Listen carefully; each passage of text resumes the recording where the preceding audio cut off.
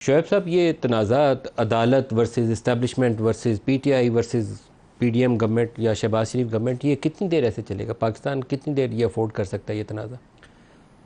नदीम साहब, आपने पूरा अहाता कर लिया, बड़ी खूबसूरत आपने गुफ्तगू की। सबसे पहली बात यह है कि जब एक शख्स की नफ़रत में सारे इदारे इस तरह पीछे पड़ जाएं कि पूरे कानून, आइन, इंसाफ का जनाजा निकाल दें, तो फिर इसी तरह के दिन देखने पड़ते हैं। देखें, आइन के मुताबिक 3 सतून हैं हमारी रियासत के: मुक़र्रना, इंतज़ामिया, अदलिया।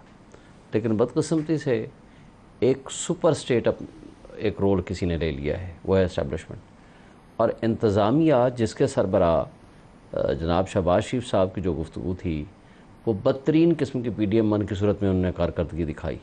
आज वो कठपुतली से ज़्यादा उसका स्टेटस नहीं है, इसलिए कि वो हारे हुए हैं, ख़ुद भी हारे हुए हैं और उसकी सारी पार्टी भी हारी हुई है। 17-18 सीटों के साथ बैठ के इक़्तिदार संभाल रहे हैं। आपका मामले में जो आज ट्रिब्यूनल का फ़ैसला है, बड़ा धांसू किस्म का फ़ैसला है। वो आखिरी मोहलत दी गई है 47, जी, आखिरी मोहलत 47 NA-47 था। तारिक फजल चौधरी साहब को कहा गया है कि ये आप कब तक जमा कराएं उसकी 5 तारीख तक, 5 जून तक। 5 जून और अगर 5 जून तक नहीं कराया तो वरना उसका राइट स्ट्रक ऑफ हो जाएगा, राइट स्ट्रक ऑफ हो जाएगा। और फॉर्म 45 भी लेकर आएँ। आज हालांकि 2 दफ़ा उन्होंने प्रेस कॉन्फ्रेंस की कि मेरे पास फॉर्म 45 मौजूद हैं, और हर किसी को मिलते हैं, सिर्फ मुझे नहीं मिले। मुस्तफ़ा खोखर को भी मिले, TLP को भी मिले, जमात इस्लामी को मिले, पीपल्स पार्टी को मिले, उनको भी मिले। और उन्होंने आज उनके वकील ने क्या, उन्होंने कहा जी हमारे पास तो हमारे पोलिंग एजेंट्स ने लिए ही नहीं फॉर्म 45। ये अदालत में कहा उनके? जी, अदालत में उन्होंने कहा। तो अगर वो जवाब के साथ फॉर्म 45 ना हुए तो नहीं लगाते एक तो बहुत बड़ा तनाज़ा हो जाएगा। इसका मतलब है कि वो जानबूझ के, चूँकि जज साहब ने 2 बातें बड़ी अहम की थी पिछली तारीख पे। उन्होंने कहा जो एक भी फॉर्म 45 टेम्पर्ड या गलत दाखिल करेगा, यहीं से जेल जाएगा। जो टेम्पर्ड दाखिल करेगा वो यहीं से जेल जाएगा। ये जज साहब जहांगीर साहब है, वो जहांगीरी साहब, तारिक जहांगीरी साहब। नंबर 2, जो जवाब देंगे उसके साथ एक आपका बयान हल्फी होगा, और वो बयान हल्फी कल कला कुरान पे भी मैं हाथ रखवाऊंगा। और तीसरी बात भी की उन्होंने कहा कि इसकी जो फोरेंसिक है पाकिस्तान और पाकिस्तान से बाहर भी हो सकती है। यानी उन्होंने कहा कि ये ना समझें कि पाकिस्तानी इदारे अगर इसको मैनेज करने में कामयाब हो जाते हैं तो पाकिस्तान से बाहर भी हो सकती है। तो ये 3 चीज़ों के बाद अब वो भाग रहे हैं। NA-47 इसका मतलब है कि पहला टेस्ट आ रहा है इंशाअल्लाह। और ना उन्होंने जवाब दिया आज तक, ना उन्होंने फॉर्म 45 जमा कराए, ना उनकी नीयत है। तो खैर पता चल जाएगा कि नीयत उनकी होगी तो 5 जून को जवाब जो बातें आपने की है ना, देखें, सबसे बॉर्डर साहब से जवाब ले लें, दोबारा आपकी तरफ आता है। बॉर्डर साहब, ये बहुत मामला गंभीर शक्ल इख्तियार करता जा रहा है। जो शहबाज शरीफ साहब ने तकरीर की उसके अंदर तो बाकायदा वो जजों से वैसे ही दरख्वास्त करते नज़र आते हैं जैसे 8 फरवरी से पहले उन्होंने कहा था कि हमें 2/3 अक्सरियत या सादा अक्सरियत दिलाई जाए ताकि हम खुद फैसले करें। वो भी दरख्वास्त कहीं कर रहे थे, तो आज जजों से दरख्वास्त करते नज़र आए।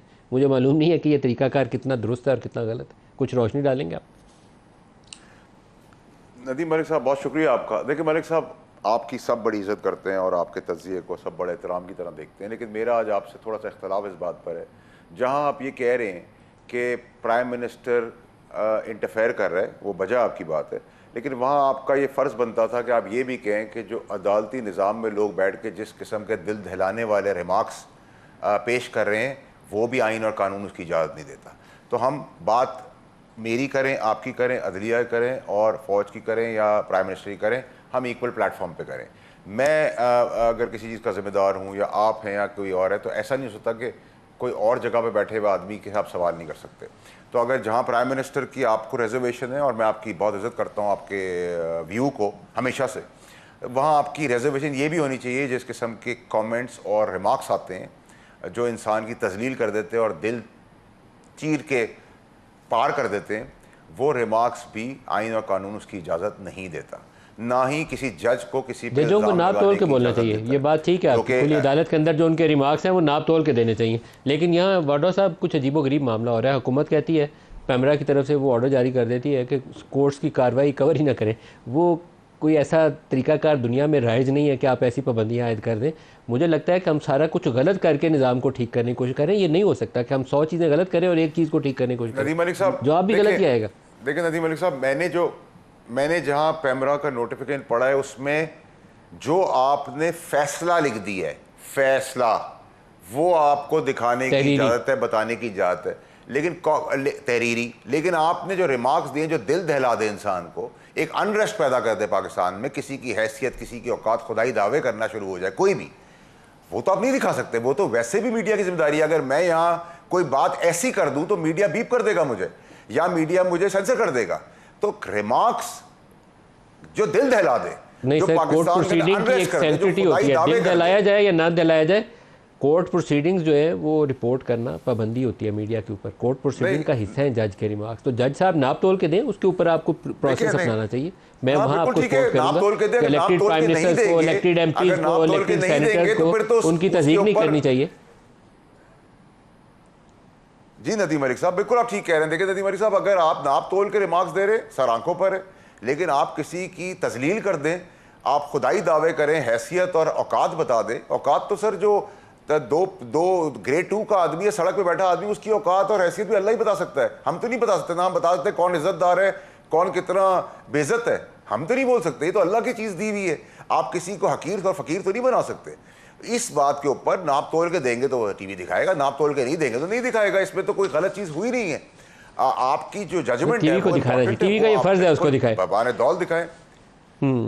ठीक है, बिल्कुल। अच्छा, एक बिल्कुल इसके सही है। ऊपर तीसरी चीज़ ये कि देखिए शोएब शाहीन साहब, लाहौर हाई कोर्ट का भी फैसला है, सीरीज़ ऑफ ऑर्डर्स हैं जो हमारी सियासी किस्मत का फैसला करेंगे। जस्टिस शाहिद करीम साहब ने इलेक्शन ट्रिब्यूनल के ऊपर आज एक फ़ैसला जारी किया है और उन्होंने पाबंद किया है कि ये जो लाहौर हाई कोर्ट का फैसला है, इसकी रोशनी में आपको ट्रिब्यूनल मुकर्रर करने पड़ेंगे। अब हुकूमत ने एक कारनामा सर अंजाम दिया, उन्होंने एक नया ऑर्डिनेंस जारी कर दिया कि रिटायर्ड जज भी लगाए जा सकते हैं। लाहौर हाई कोर्ट कह रही है वो लगेंगे जो हाई कोर्ट भेजेगी, तो इसका मतलब है कि वो ऑर्डिनेंस वगैरह का असर तो ख़त्म हो गया जी। फिर ऑर्डिनेंस का इफेक्टिवनेस अभी तो ख़त्म हो गई प्रैक्टिकली। देखें, जो भी सिटिंग जज को जब लगाना होता है, जो लॉ है एज इट इज़, जो एग्जिस्टेंस है, इन्होंने क्या किया, जजेस के नाम भेजे। उन्होंने कहा नहीं जी, आप मेरे पास 20 नाम भेजो, इलेक्शन कमीशन हम सिलेक्ट करेंगे कि किसको जज ट्रिब्यूनल का जज होना चाहिए या नहीं होना चाहिए। मकसद क्या है, यानी नो वन कैन बी जज ऑफ हिज ओन काज, एक प्रिंसिपल है। आप रेस्पोंडेंट हो, आपने फ्रॉड किया है, आपने फोर्जरी की है, आपने इलेक्शन फोर्जरी की है, या आपके ऊपर इल्ज़ाम है, आप इल्ज़ाम है ना, टेम्परिंग का इल्ज़ाम है। 26 अप्रैल का जो नोटिफिकेशन है उसका, वो तो ख़त्म हो गया ना। अच्छा, अब आपके खिलाफ जो जज लगना है वो चीफ जस्टिस की मर्जी से नहीं लगेगा, वो इलेक्शन कमीशन सिलेक्ट करेगा कि मेरे खिलाफ केस कौन सुनेगा। तब हाई कोर्ट का ये फैसला आज वाला है, वो ये कहता है कि वो जज लगेगा जिसको हाई कोर्ट चीफ जस्टिस ने ऑलरेडी नॉमिनेट कर दिया। और ये तमाम सूबों में यही हुआ। पंजाब में पिछले जज साहब ने सैकड़ों की तादाद में पटिशन्स हैं। अमीर भट्टी साहब जो पुराने चीफ जस्टिस थे, उन्होंने सिर्फ 2 ट्रिब्यूनल बना दिए, नए आए तो उन्होंने 6 जज और नॉमिनेट कर दिए। उन्होंने कहा जी कम से कम 8 जज तो हूँ जो ट्रिब्यूनल्स को केस सुने, क्योंकि वो 2 जज अगर बैठ के सारा दिन यही काम करें, कोई और काम ना करें, तो भी 5 से 10 साल केसों का फैसला नहीं हो सकता। कानून ये कहता है कि 6 महीने में फैसला होना चाहिए, 4 महीने तो ऑलरेडी हो चुके हैं। अब बात ये थी कि इनकी बदनीयती ये थी कि जनाब उन्हीं 2 जज से चलता रहे। उन्होंने अगर 6 जज और नाम दे दिए, उन्होंने उसको रोक लिया। अब उसके ऊपर पटिशन हुई सलमान अकरम राजा की, और वो पटिशन आज एक्सेप्ट होगी और उम्मीद है कि वो लग जाएंगे। हो सकता है उसको चैलेंज भी करें। मगर ये जो बदनीयती है लॉ बनाने की, मुझे यहाँ से आप इनकी बेईमानी देखें। ये पहले रिटायर्ड जजेस लगा सकते थे, लेकिन जब लॉ अमेंड हुआ उसके अंदर रखा गया सिटिंग जजेस लगाएंगे और कंसल्ट करेंगे चीफ जस्टिस से, और चीफ जस्टिस जो है नाम देगा। चीफ जस्टिस ने नाम दे दिए, आपने उनको लगाना था, सिटिंग जजेस हो सकते थे, सब कुछ सारे पूरे सूबों में ठीक हो गया, इस्लामाबाद में ठीक हो गया। आपको सिर्फ पंजाब से क्या तकलीफ थी? इसका मतलब है कि अगर आप सच्चे हैं, let the law has to take its own course, Delhi को फैसला करने दें। हमें तो ये सारे यही कहते थे ना, आपके सामने ही है, जाएं जी ट्रिब्यूनल जाएं। हम जब जुडिशल कमीशन की बात करते थे, जाएं जी ट्रिब्यूनल जाएं। अब जब ट्रिब्यूनल की बारी आई है तो आप ट्रिब्यूनल नहीं बना रहे। आज 4 महीने आपने गुजार दिए।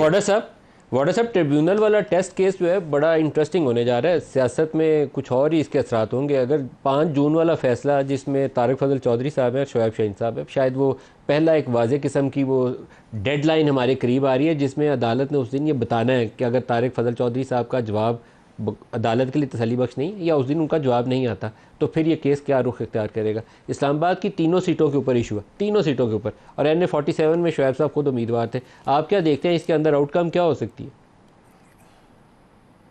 नदीम मलिक साहब, आपके ही शो पे जब ये इलेक्शन जिस दिन हुए हैं उसके चौथे दिन हमने शो किया था, आपके आर्काइव्स में है वो, मैंने कहा था 2-4 सीटों का फैसला ज़रूर हो जाएगा। ये तो बड़ी अच्छी चीज़ है अगर आप किसी फैसले की तरफ जा रहे हैं। लेकिन अभी आप लोगों ने जिक्र किया कि जी जज साहब कोई हैं, उन्होंने कहा है कि मैं कुरान उठवाऊँगा, तो क्या कानून के अंदर कुरान उठाने की गुंजाइश है? क्या आइन के अंदर है? फिर तो कुरान जज से भी उठवा लेंगे। मतलब ये किस किस्म की नॉर्म्स हैं जिसकी आइन और कानून में तशरीह नहीं है। आप कुरान शरीफ जैसी किताब, जो हमारी आखिरी किताब है, उसकी सैंटिटी को क्वेश्चन कर रहे हैं लाकर। मतलब ये आइन और कानून से बाहर जाके क्यों बातें हो रही हैं? तो फिर इसका मतलब है कि मैं भी कल उठूँगा, शोएब शाहीन साहब या आप उठें और कहें जज को कुरान दे दें, फिर क्या होगा?